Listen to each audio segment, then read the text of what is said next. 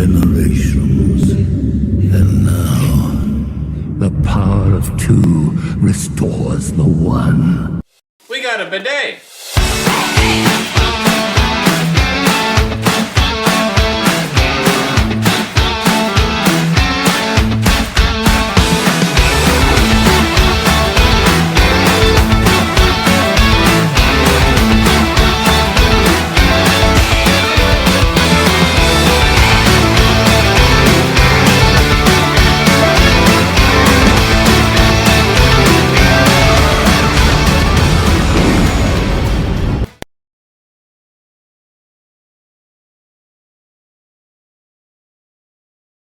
Hey everybody, and welcome back to another video. In today's video, I want to cover the casting of Frank Stone video game. We did play through it. You can see our playthrough on our YouTube channel. There's a playlist that goes through every chapter. And then if you watch through on the playlist, you'll see our exact playthrough. Of course, there's tons and tons of different decisions that can happen in the game. So this is specifically our playthrough on the first time through. There's tons of replayability, but that was our initial playthrough. But today I'm here to talk to you about our thoughts on the game itself. So kind of like a review slash discussion about what we liked and didn't like. So before I dive into that, I want to let you know kind of where I was coming from, what's my background in relation to the game. Well, I knew that the game was in the Dead by Daylight universe, right? So I was thinking that maybe this game was going to be about like one of the original characters from Dead by Daylight, and we were going to get some sort of origin story or more backstory on the character. Um, so with that being said, I really didn't know anything as far as who Frank Stone could be and what this game could be centered around. We played Dead by Daylight probably years ago at this point, a year or two ago. And all I really remember was playing as like the licensed characters. So I played a lot of the Saw DLC and I think the Texas Chainsaw DLC, Freddy Krueger, but not really many of the originals. So I was excited about this. However, we are huge fans of the Supermassive games. So we have definitely been around for those. We've played all of the Dark Pictures games. We've gotten platinum on all of those. We've also played The Quarry and Until Dawn. So we are very familiar with this realm of gaming and storytelling. So excited.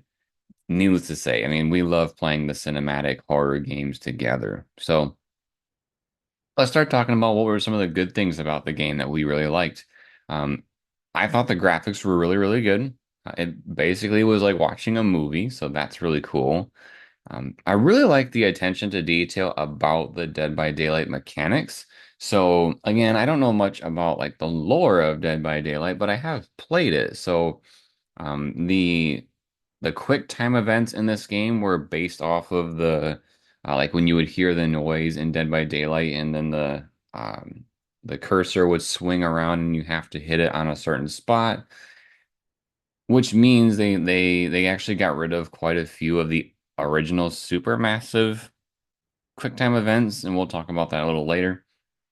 So the quick time events were pretty much all, besides a couple of button mashers, are pretty much all that timing sequence. The generators are in the game, so they kind of have their own little things throughout that they take a part of in the story. And then the like spikes, I'm sorry, I don't know the name of them, but the things like the hooks that they put people up on for sacrifice, those are in the game as well. So those are some really cool attention to detail. I'm not 100% sure if the like Enchantress slash Witch Lady is part of the Dead by Daylight series, but I thought maybe she is because of the world building that they were doing. I know that's not a mechanic, but and that it reminds me of all that stuff. The collectibles are really neat. So not only is there a whole bunch of stuff that gives you more information about what's going on with the story in the game. But there's also these collectibles around that uh, you go around and you can find like these dolls that are the characters from Dead by Daylight. So like the twins, the clown, all the different ones that they have. You can pick them up and they're some of them have drawstrings so that they can do some sort of noise or movement. Some of them are, just dolls that you pick up and collect. But I thought that was a really cool detail in the game. When you beat the game, you do, well, at least for the deluxe edition. I don't know about um, the regular edition, but after you beat the game, there is a basically a big web of camera film where you see all the connected decisions and you can go back to different spots. You can get your collectibles if you missed them, or if there's a different branch that you want to try out and see how it would have played out, you can go back and do that. I thought that web of film was really, really cool. And as far as I remember, that's the first time that this company has done that. I'm pretty sure I've seen it in other cinematic games, but not quite yet. Supermassive. So I thought that was a really cool addition, and hopefully we keep that moving forward with their games. There was a good variety of likable and not likable characters. There were some characters that I was really rooting for, and there were some where I was like, well, if there's the opportunity, you're gone, kind of a thing. So I thought that was really cool because you need that in horror movies. There's always the characters you're rooting for, and there's ones you really, really don't like if that's a good horror movie. So that was a really, really good thing for the game. And then also, lastly, there seems to be an adequate amount of dialogue choices. So that's kind of a big thing in the game, right? You make your choices, and then based on the choices that you make, there can be consequences. And it changes how the game plays out, too. Like, these two people are bickering. One wants to go this way, one wants to go that way. Which way are you going to go? Who are you going to, explore the house with? So, whole bunch of different things that, cause the different webbings. And, whether you're successful with different events or not, there's a good amount of variety here. All right, so the bad. Unfortunately, there's a decent amount of bad. I thought after the opening chapter of the game, so the beginning, just like any other supermassive game, in my opinion, the first chapter is pretty engaging, and here that's no different. So you get the first chapter, it's pretty gory, but after that, it switches between two different timelines, like when they're adults and when they're kids. And so when they're kids, which is a good chunk of the rest of the like before, things really hit the fan again, you probably play a good 7 or 8 chapters of bouncing between the adults and the kids, but the majority of it is the kids. And I felt like this felt more like a Goosebumps episode than it would like an R-rated horror movie. And I thought that kind of pulled me out of the game a little bit, just because I know what is the expectation of a supermassive horror game. And a lot of the time during those games, you're on your toes, you're thinking, I don't want my character to die. I have to do this, this, and that to try to survive. And I really didn't feel like there really was an opportunity to even get a paper cut throughout those chapters. So, um, there's a good chunk of the game where it's a lot of exposition. And I feel like because of the nature of the villain and the scare factor, there's only so much you can do with it. Um, I don't want to give away too many spoilers in this discussion, but the, there's a lot of sitting there and just learning. So I think although that's good because you feel more immersed into the universe and you understand a little bit more about the universe, it still could have used a little bit more scare factor throughout the game as opposed to like the beginning and the end, where the middle is basically nothing. So um, that's probably one of my biggest disappointments. I also said to a point, the suspension of disbelief is missing for a good chunk of the game. And if you play the game, you'd understand why. Uh, Unfortunately, when playing, I was like, well, this character can't die because of this, this, and that. So the choices aren't gonna matter. And that takes you out of it, right? It's kind of like if you watched the It Chapter 2 while also putting It Chapter 1 throughout.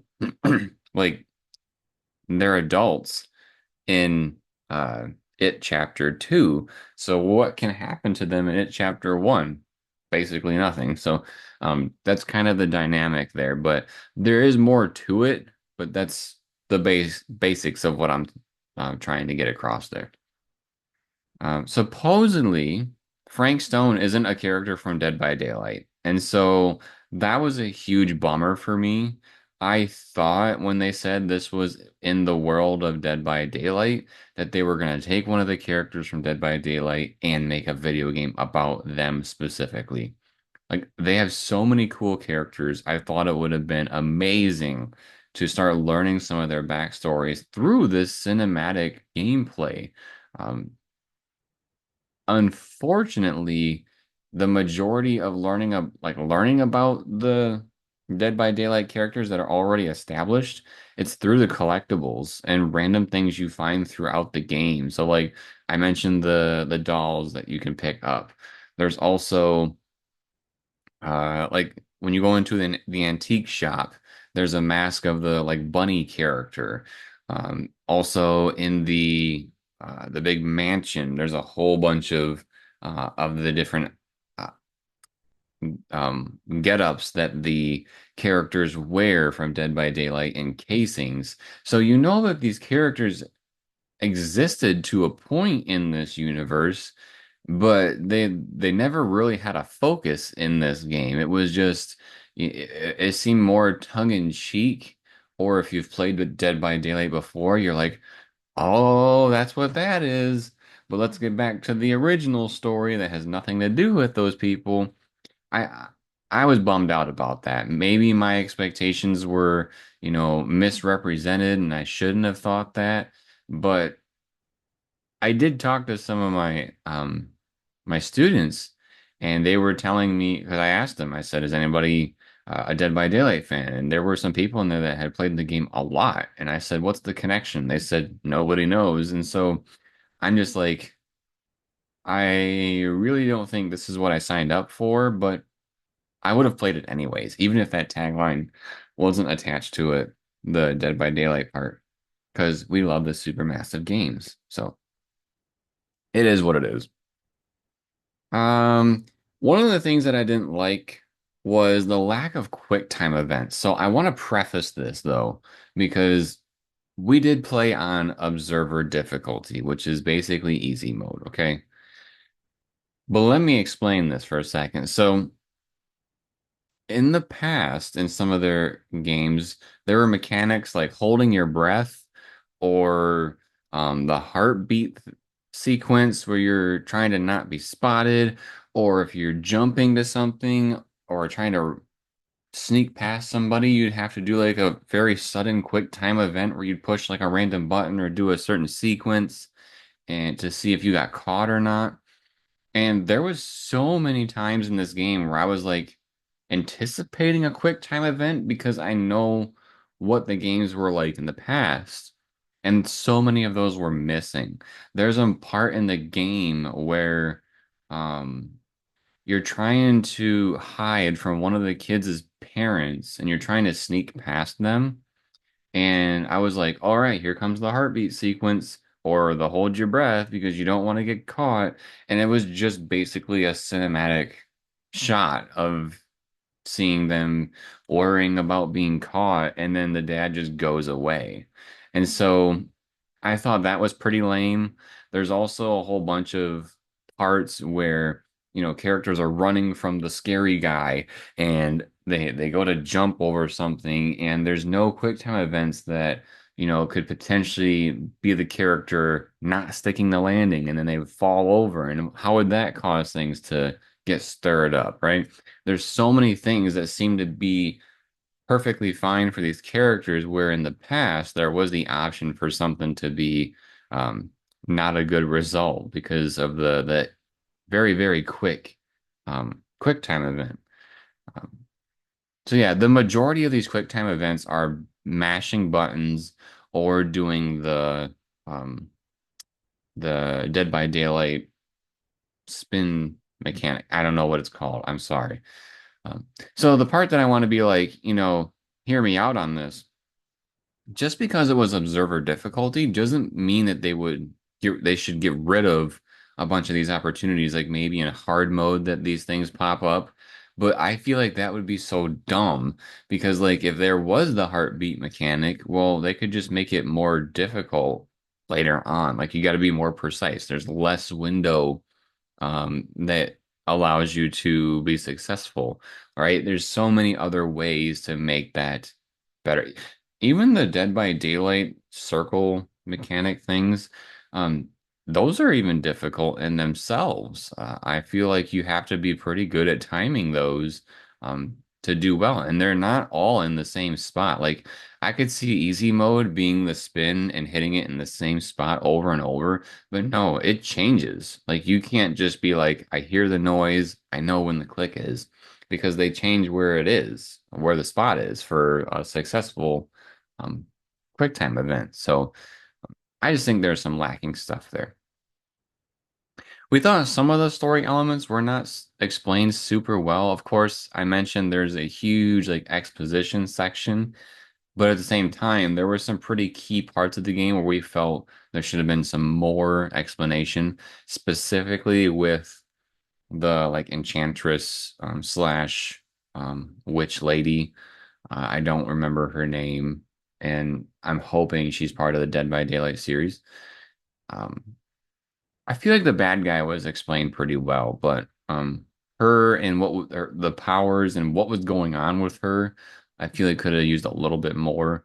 Um, to go along with that, so when we play the game, when Sarah and I play, what we do is I'll start with chapter one, and when it says chapter two, I'll hand her the controller, and we go back and forth in between chapters.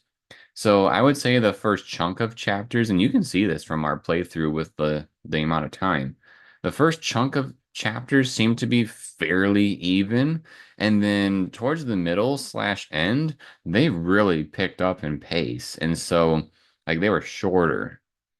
I don't know if it had to do with some of our decisions that we made, but it really did feel like when we were supposed to be learning about these characters that things really got like they sped up and we missed stuff. So I don't know if that was just the game being rushed and they didn't, want to have so much stuff in the game just so that they could, have a nice polished game come out, or what was going on there, but I feel like there should have been more.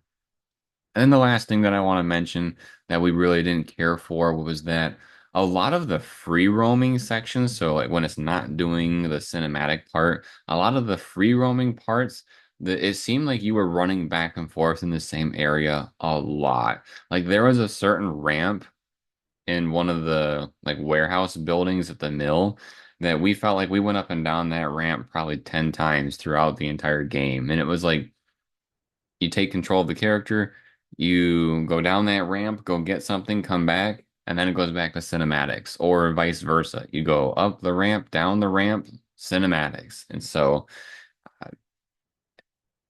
I feel like they could build off of that. They could do more, I would say, interesting or involved things with the free roaming sections. They did have some interesting puzzles. Don't get me wrong, there were some cool puzzles in the game. But it was like one or two, if that. Like I'm thinking of one that was really solid, and then some of the other ones were just go find a part or two and fix the generator. And so there's definitely some things we feel like they could have improved here. Overall thoughts, I thought the game was pretty good. I did enjoy the game, don't get me wrong. But again, we've played a lot of these games in the past, so we have an expectation for them. And with them being put in the Dead by Daylight universe, that expectation just ramped up even more because we know that that game is amazing and we know that the characters from that game, like the original characters, are awesome. And so we were really, really hoping for something cool here. And although it was in the universe of Dead by Daylight, I think it was a bit of a letdown that the character that we focused on wasn't part of it. And that's unfortunate. Um, let's see, I put part of me wishes that the game was more of what happened towards the end as opposed to what was happening throughout the game. So again, trying not to have so many spoilers, but the ending, like literally the last chapter of the game, there's 14 chapters. Chapter 14 is what I wish the majority of the game was. And that would be more of a slasher game. Um, there's so many games in the Dark Pictures anthology, and one of my criticisms was I'm tired of things being about creatures. I want like a human element here where it's like an 80s slasher film, right? Because I thought that was how The Quarry was supposed to be like, and it was far from. It was just another creature game. And so we get a kind of a taste of that here, but by the time you can enjoy it, it's already over. So I'm hoping for something better later on. Now, one thing that I think would be really cool, of course, I want the original characters to be focused on in some of the games moving forward. But another thing that I thought would be cool because I feel like nobody's doing this and it's a great opportunity is to do some cinematic games with the licensed characters too. Like if they could have an original story with Michael Myers or with Freddy Krueger or um, Ghostface, Saw would be a huge one that would be amazing for quick time events. Um, I think that would be really cool too. So we'll just have to wait and see. They did not. Well, they did and they didn't. Okay, because if you play the Dark Pictures games, you would know that after the credits, they have like a teaser of what their next game is going to be.